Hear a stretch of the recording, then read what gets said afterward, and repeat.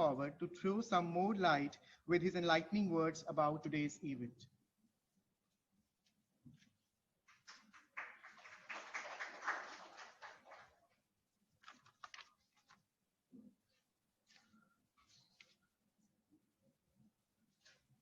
It's a great honor to me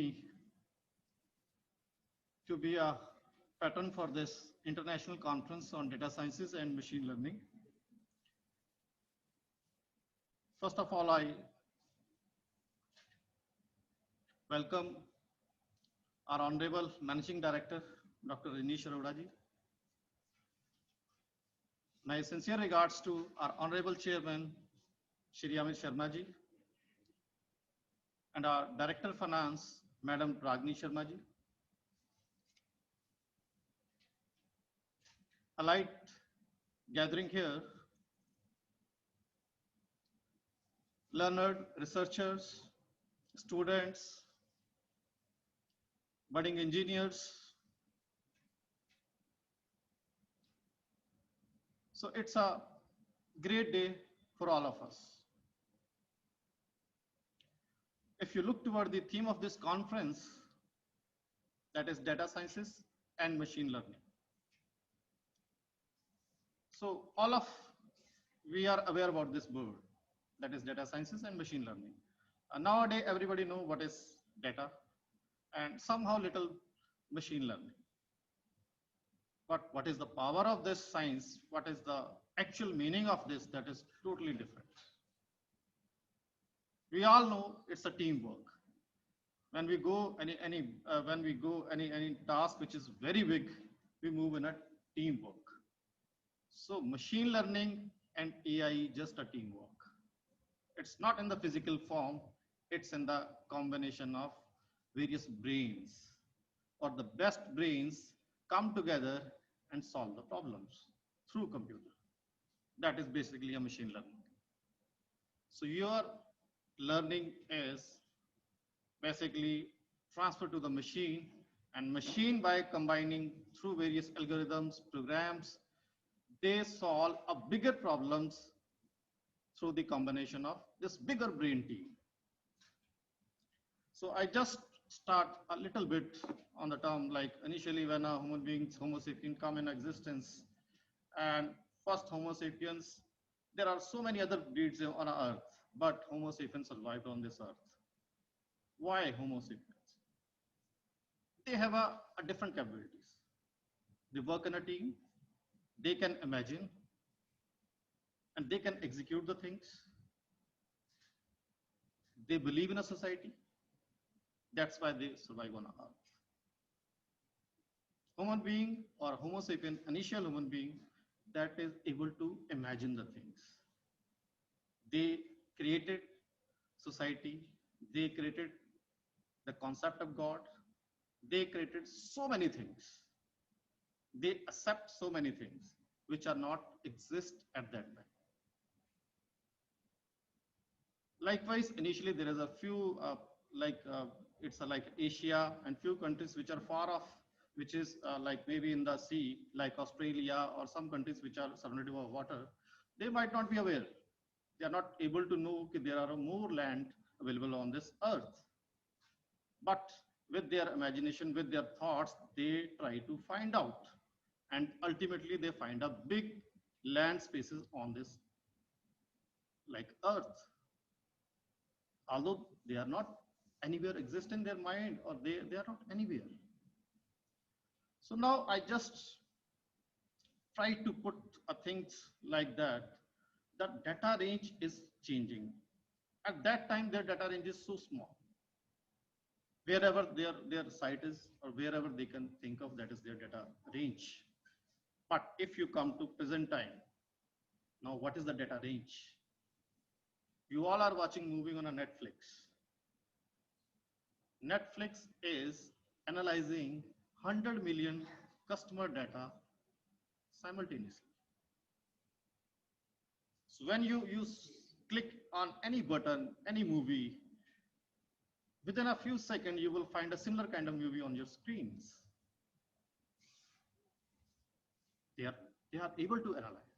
So 100 million customer at a time. So it's a, like an evolution of human being. It come up to this level. They can analyze this much of data, but it's just a beginning. We have to go far off. The current computing scenario, computing infrastructure might not be sufficient for the coming data range. It may be fraction of the data which we will generate within the next 20 years. So if we just move little more, uh, like YouTube, how much data, like how much customer they are taking care of? 4.5 million customer within 1 minute. So YouTube is like people who are assessing YouTube, 4.5 million customers in a 1 minute. Or we can say they are putting something on a YouTube, or they may be assessing some data. Similarly, if we move, like we all are using mail regularly. So roughly 188 million people like assessing emails every minute. So imagine the data range. We are very happy with the having a hard drive of 2 GB, 5 GB. And it's a like TV, it's not a GB, it's a TV. It's a, like a big data range for all of us. It's a 2 TV or maybe 5 TV. Can you imagine if there is a 188 million customers, what is the data range? Then come to the processing, then come to the analyzing. Now this data is totally is in a like it is not an organized data.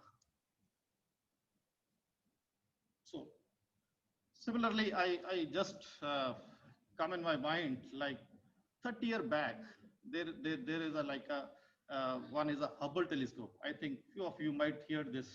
There is one Hubble telescope. They sent in a space 30 years back. And at that time, I'm just in the age range of 12 to 14 years. And at that time, I have read that complete article. But today, I just find out it is still working. And now they are analyzing the data with the AI and the data sciences. So as human starts from surface, now human beings are moved to the space. So in the space, so there is a huge data. So 24 are like your telescopes, your satellites are getting images, getting data, collecting data. Now this data nature, you are not able to know. Some stars, some planets, their data which is coming out from there, we are not known about the nature of that data. So it's totally a different kind of data. Then you have to find information from this data. If you just think of whether human being can possibly do analyze that huge data, it's not possible. It's not possible. You cannot work for 24 hours. It's not possible. And even you cannot analyze such a widespread data. So if I just approximately Hubble telescope collecting a data 1.4 million observations in their up to this 30 year of lifespan. So after the Hubble telescope, there is so much discoveries are published, right? Like the images of the burning of stars, images of the blast of some meteorites, and so many things which might not be we ever think of. So this Hubble telescope is placed just approximately 5 or maybe 600 kilometers above the Earth in a space. So it's roughly take around 15 orbits of the Earth in a day. So the advantage of putting the Space Hubble telescope there is that we are above the Earth atmosphere. That telescope can take a better images of the space, because if we have put a bigger telescope on the Earth, so there is an atmosphere around Earth is not, we will not get a clear and good pictures, or maybe some ranges of spectrum we cannot able to get. But this Hubble telescope can move up to UV to infrared, including visible region.